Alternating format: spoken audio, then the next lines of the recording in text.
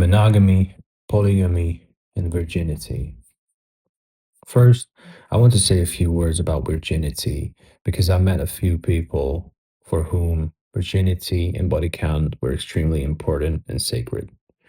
Virginity is somewhat sacred, but at the same time, it doesn't really matter, especially biologically.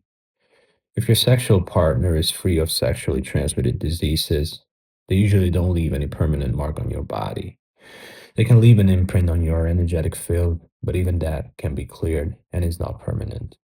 The only truly frustrating situation is when someone is on a rebound and you feel like their previous partner is still inside them, still a part of them. But aside from that, if someone places huge significance on virginity, it usually comes from a desire for ownership. They want a blank page, someone without a past, untouched by anyone else, someone who belongs only to them.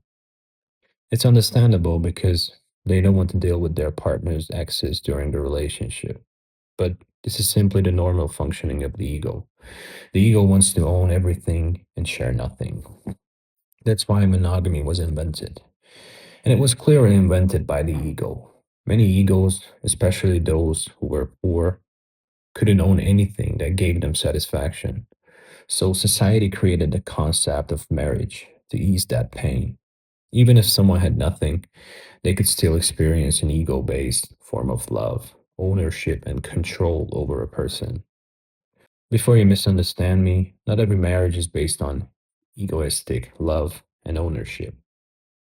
A pure marriage built on genuine love between two individuals is just as real as ego based love. Monogamy became the norm, and in many places still is. But nowadays, people are waking up and exploring polygamy. I'm not saying polygamy is less egotistic. It can be practiced with ego or without ego, just like monogamy. You can be monogamous without needing to own the other person. Ownership only appears when you are afraid of losing them, afraid someone else will have them. Back to polygamy. Polygamy means you're focusing on more than one person. Maybe you have a committed relationship and also have one night stands with strangers. The details don't matter. The point is that you have a connection with more than one person at the same time. These connections can be sexual, emotional, or intellectual. Your focus isn't on one person, and you don't receive every impulse from the same source. It makes sense. Everyone is different. Everyone is a different dopamine hit. Some people can be satisfied by one person, others need variety. There's nothing wrong with either.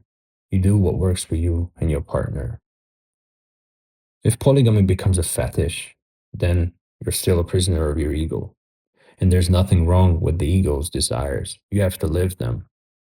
You can't pretend to be a saint and only do what is expected. For the ego to dissolve, it has to be lived.